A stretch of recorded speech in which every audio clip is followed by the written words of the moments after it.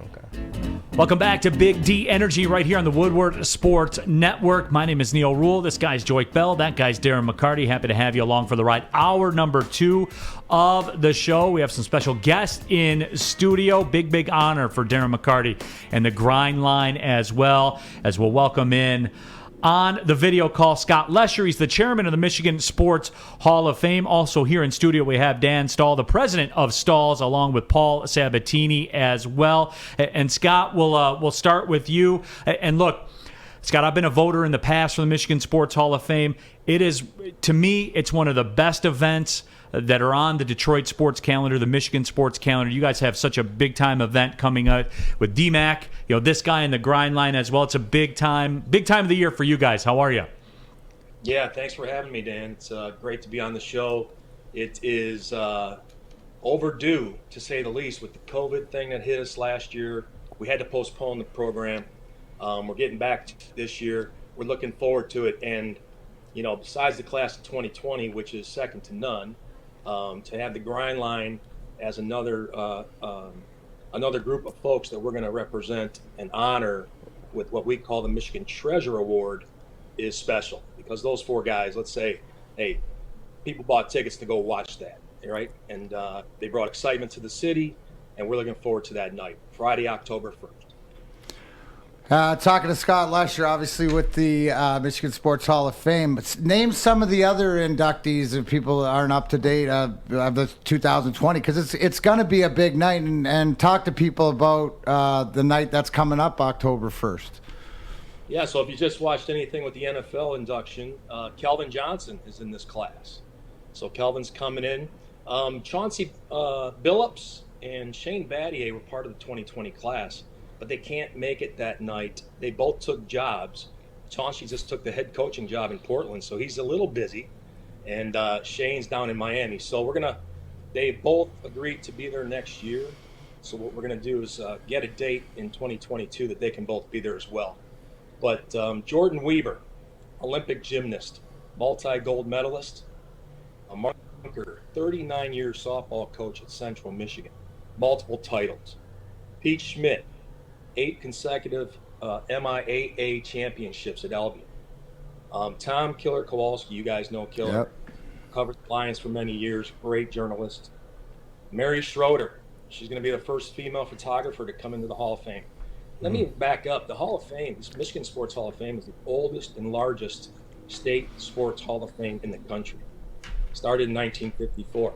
And our last inductee, Mr. Ralph Wilson Jr., you guys know him, the insurance company, owned the Buffalo Bills for many, many years, a Grosse Pointe resident for many, So having said that, the class is strong. There are 3 of them that are deceased, but they will be represented by their families. So we're looking forward to it. It's going to be great. I want to bring in Dan and Paul from Stalls, and obviously my relationship, when I say as part of, this is an extended part of the Grind Time family, and we've done a bunch of things, but how did this, because you're the ones that sort of brought this up to me, but how Stalls has been involved, the title sponsorship, but this is very important to Stalls Automotive for what it means to, what you guys mean to being part of Michigan. Can you explain what it's all about? And thanks for, I guess, bringing the nomination on behalf of the Grindline to this treasure program, and maybe give the listeners a little bit what went into this? How did this come about? Well, for one, Stalls was started in 1932 by my great-grandfather, and we're the world's largest manufacturer of heat printing equipment and materials. And then through the involvement with Detroit Red Wings alumni, as well as just the community events that you and Joey put on, we've got to learn about your guys' personalities and everything you do for the community, and it just felt honestly right. Yeah, we nominated and campaigned for the Grindline to be inducted into the Michigan Sports Hall of Fame, not only for your accomplishments, what you do on the ice, but what you do in the community. You all live here still in Michigan. Joey's got his Joe Kosher Foundation. DMAC, you've got your Grind Time family and your charities. And Drapes and Malts are, with the Red Wings right now with the rebuild. Stalls is just honored to be part of your induction into the Michigan Sports Hall of Fame. I think that's, and obviously on behalf of all the guys and stuff like this. But what, Scott, can you talk about what goes into planning? And you said because it's this is different because it's not the annual, but you're trying to do 2 years into one. How do people learn about getting involved, and what's the process, and how's it going to go down October 1st? Yeah, so what happens is every year when I get up on stage and make my remarks, I tell everyone that the nomination period is open that night for 2 months solid. So from October 1st to November 30th, nominations period is open on our website, www.mshof.org. Anyone can go on there and nominate somebody to be inducted. And then from there, it goes to a subcommittee that's about 30 strong, anybody from journalists, current Hall of Famers, broadcasters, you name it. It's a really cool group. And to see them vet the list and go through the process, and then they make a recommendation to the board, we have to justify and unify it, and then we go, we come up with that next class. I can tell you this: since 2010, when I became involved with the Hall of Fame, we got about 10 or 20 nominations a year for about 5 years. And I said, guys, so we have one of the greatest states in the country with sports, and we need to make sure that everybody's being nominated. Bring you up to speed, last year, we got over 200 nominees. So Wow. That committee really does a hard job of working, vetting those people to make sure that we get a great class that comes in every year. But as you can see, from the 8 that are coming in with us this year, it's top notch. And Scott, just to follow up that point, as I said when I introduced you before, I've actually voted on that committee before a couple years ago when Sergei Fedorov and Madonna and all those guys got in. Yep. I just want everybody to understand, you see a lot of awards these days, and you talked about the voting process. I remember I went over that for hours personally, and you said there's around 30 people. This is serious business, man. Like, it's an honor to vote for it, and you go back and forth on it. If you make it into the Michigan Sports Hall of Fame, you are worthy. You have a resume, because everybody that's been in there, their resume just jumps off the paper. Yeah, it's so true. And I tell everybody when I do my opening remarks, I say, hey guys, I'll stand here and I'll put the state of Michigan's Hall of Fame up against any state in this country, and I'm sure we win. No question about it. Talking with Scott Lesher, the chairman of the Michigan Sports Hall of Fame. You can get involved with that. There are ceremonies coming up on October 1st. Go to mshof.org. I've been to one before. It is a top-notch event. Also, Dan Stahl, the president of Stahl's, Paul Sabatini, here in studio as well. And Dan, I'll ask you this question, too, because you talked about the community involvement and everything that goes along with that. That was first of mind for you to talk about. It wasn't, hey, we're a part of this. We kind of push this. You lined up the reasons as to why. I mean, it's something, this is very big locally, and I hope that this gets bigger. Oh, absolutely. And one thing, Darren, is my dad was actually inducted, I think, about 5 years ago, so you can join him there.